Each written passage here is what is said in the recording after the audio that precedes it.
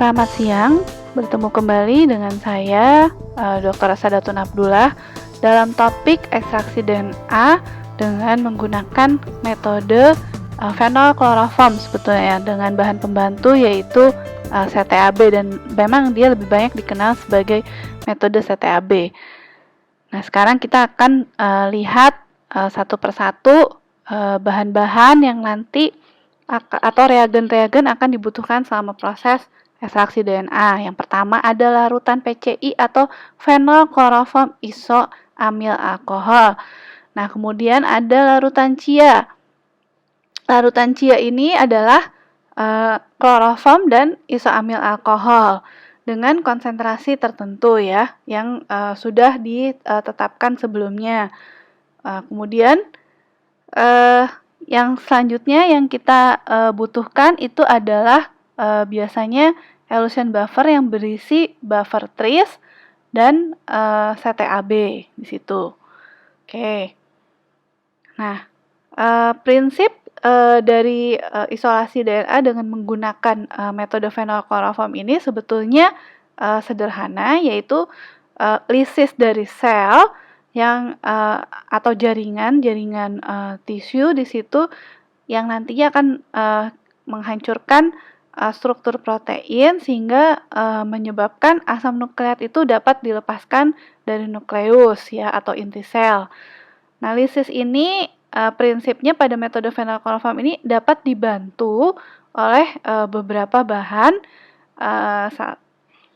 Salah satunya tadi kita tahu ada bahan untuk elution buffer itu yang isinya biasanya sodium chloride dan juga TriCl yang dan beberapa tris EDTA juga untuk yang dibutuhkan untuk sebagai bahan yang bersifat sebagai nuklease di situ ya.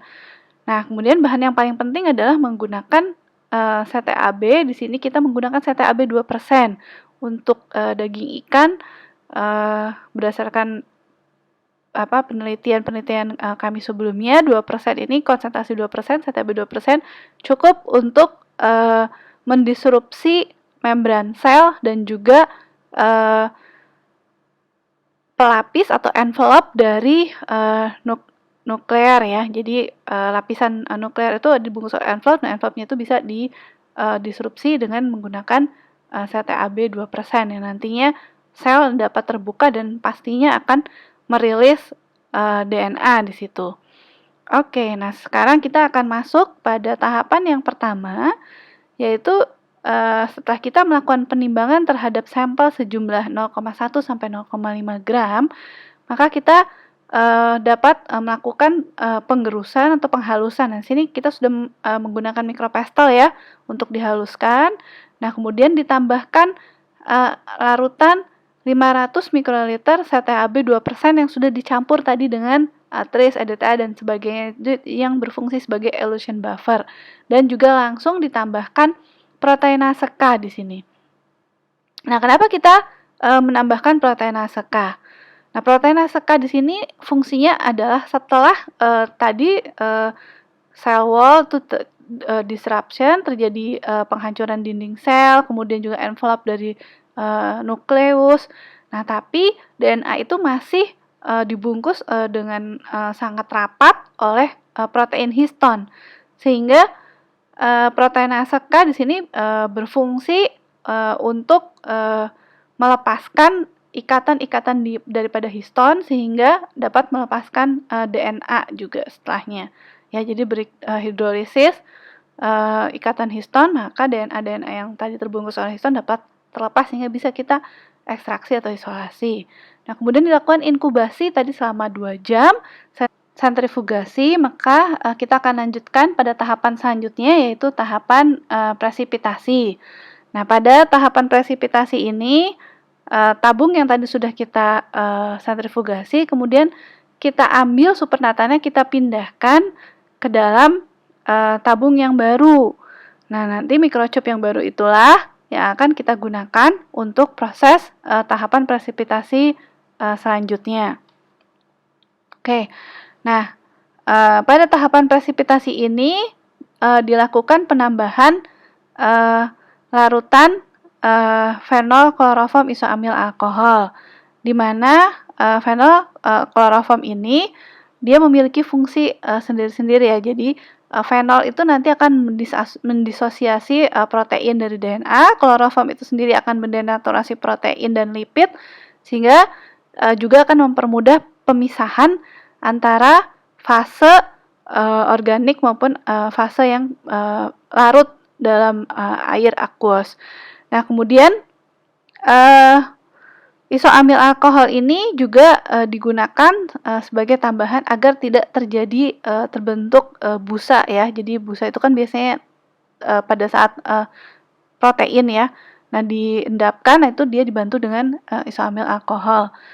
Nah, kemudian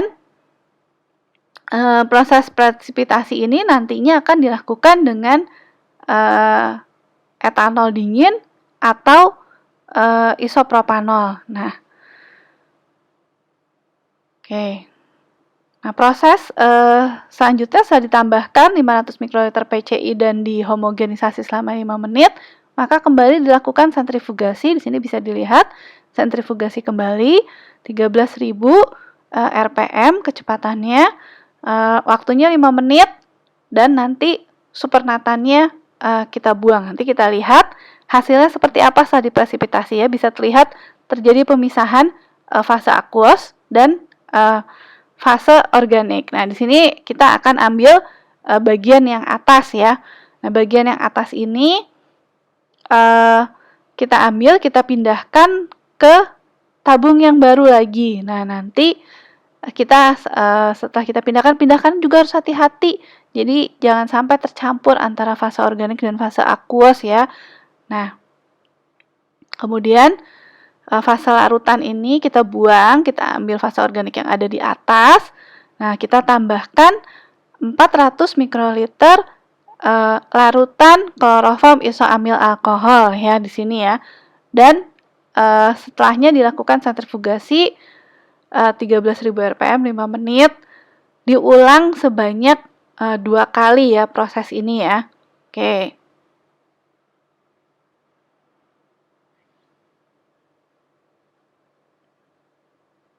Oke, ini homogenisasi.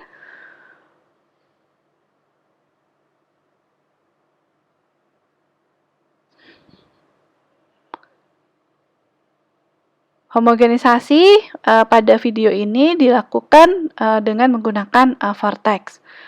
Nah, kemudian kita lakukan kembali sentrifugasi. Nah, proses ini diulang sebanyak 2 kali. Oke, nanti ya ini bisa dilihat. Oke, seperti ini hasilnya. Nah, ini kita ulang 2 kali ya. Prosesnya kita pindahkan lagi ke tabung yang lain. Jadi kita membutuhkan lebih banyak microchip ya dibandingkan dengan pada saat kita menggunakan metode berbasis kit. Oke.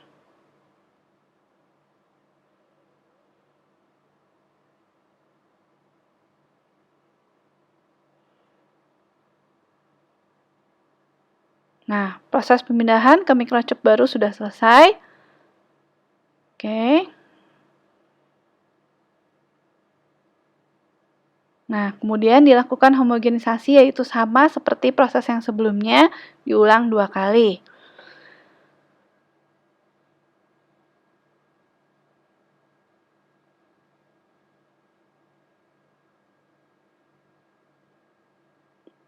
Proses dengan larutan kloroform dan isoamil alkohol ini fungsinya yaitu tadi ya untuk melakukan fase ekstraksi. Nah, tahapan selanjutnya yaitu tahapan pencucian. Nah, pada tahapan pencucian ini kita akan menambahkan 600 mikroliter isopropanol. Tapi sebelumnya larutan supernatan yang terbentuk itu dipindahkan ke dalam microchip yang baru. Jadi sebelumnya kita pindahkan dulu ke microchip baru, baru kemudian kita tambahkan 600 mikroliter larutan isopropanol ya. Nah, Di sini proses presipitasinya dilakukan selama semalam ya. Pada metode ini dilakukan presipitasi selama semalaman. Jadi kita tinggalkan semalam. Nah, kemudian kita lanjutkan esok hari dengan tahap pencucian bersama etanol 70%. Oke.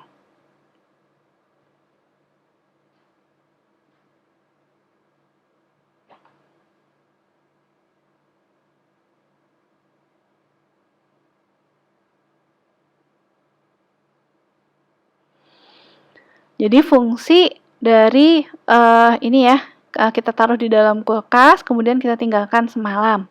Oke, setelah semalam, maka kita siap lanjutkan dengan tahap pencucian.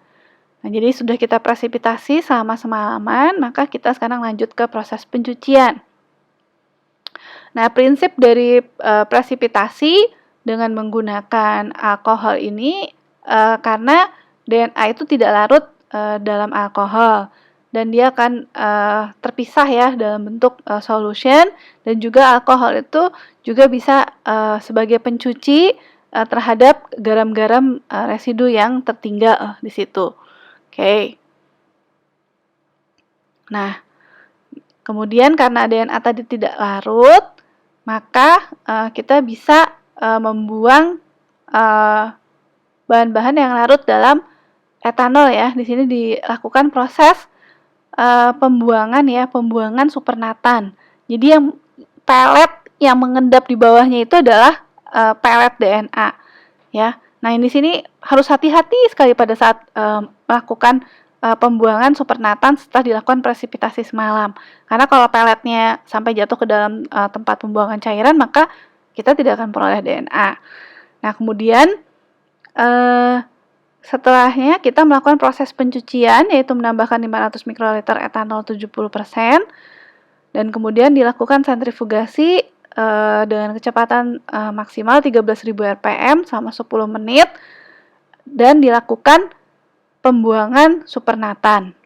Nah, proses selanjutnya itu adalah tahapan yang juga penting, yaitu tahap pengeringan ya. Di sini kita hati-hati ya pada saat melakukan pembuangan supernatan, sama dengan tahapan sebelumnya. Karena endapan yang terbentuk di bawah, bagian bawah itu adalah DNA-nya ya. Nah, buang cairan supernatan dengan hati-hati sekali, sehingga masih pelet DNA kita tidak ikut terbuang ya di situ. Nah, di sini untuk mempermudah proses pembuangan juga bisa dilakukan atau dibantu dengan menggunakan pipet ya. Jadi nanti asalkan peletnya terlihat dengan jelas, maka kita bisa melakukan pencucian. Nah, ini ya untuk mempermudah melihat pelet dengan background yang lebih gelap. Sini bisa dilihat pelet DNA-nya yang kemudian kita keringkan selama kurang lebih 1-2 jam. Ya, sampai kering, jadi nanti tidak lagi ada tersisa alkohol ya.